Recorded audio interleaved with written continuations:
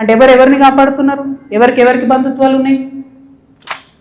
ఏదో ఆడపిల్లను ఊరుకుంటా మీరు తమాషా చేస్తా అనుకుంటారేమో, తోలు తీస్తా ఒక్కొక్కరిది పట్టుకొని చెప్తున్నాను. ఇప్పుడు కృష్ణారావు సంగతి చెప్తున్నా, పాపం చిన్నోడు యాక్చువల్లీ. నేను ఎన్నుకుండి ఎవరు ఆడిస్తున్నారు, ఆ గుంటనక్క సంగతి కూడా చెప్తా తర్వాత. కానీ కృష్ణారావు గారు నా మీద మాట్లాడంగానే ఇంతమంది, ఇది కూడా పట్టుకోండి కాగితం పైకి, అది పట్టుకోండి ఒకసారి అది చూపించండి.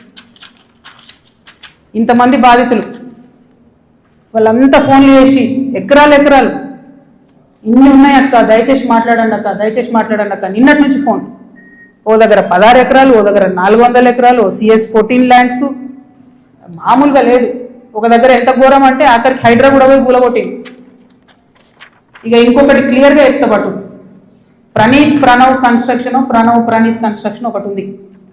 ఎంత ఘోరం అంటే ఇది, ఇంట్లో కృష్ణారావు గారి అబ్బాయి, నాకు అబ్బాయి పేరు చెప్పడం ఇష్టం లేదు ఎందుకంటే ఆయన పాలిటిక్స్లో లేడు కాబట్టి, కృష్ణారావు గారి కొడుకు ఆయన డైరెక్టర్గా ఉన్నప్పుడు ఈ 70 ఎకరాల వెంచర్, పెద్ద వెంచర్ 70 ఎకరాలు మీకు కనబడుతుంటుంది. మొత్తం విల్లాలు కట్టిరు, ఇది పట్టుకోలేదు, మొత్తం విల్లాలు కట్టిరు, అన్ని A to Z విల్లాలు కట్టిరు.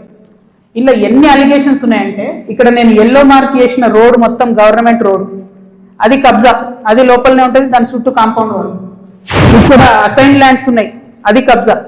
ఈ మధ్యలో చెరువు ఉంది, ఈ చెరువు 10 ఎకరాలు ఉంది అని చెప్పి, 10 ఎకరాల చెరువు ఇది అని చెప్పి ప్రభుత్వం సర్టిఫికేట్ ఇచ్చింది. 2021లో ఇది అఫీషియల్గా రెరాకి ఇచ్చిన డాక్యుమెంట్. నేను మీలాగా ఆగమాగం ఎడ్డెడ్డి మాట్లాడా, దొంగ డాక్యుమెంట్లు చూసి అసలే మాట్లాడా. 2021లో మీ కంపెనీ నుండి మీరు రెరాకి ఇచ్చిన దాంట్లో మా వెంచర్ మధ్యలో ఉన్నటువంటి చెరువు 10 ఎకరాలని మీరు చెప్పారు.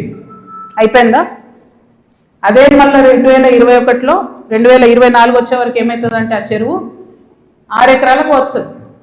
అంటే 4 ఎకరాలు ఎవరు మింగిన మధ్యలో, ఇది 6 ఎకరాలని మళ్ళీ అఫీషియల్గా ఇరిగేషన్ డిపార్ట్మెంట్ ఇచ్చింది.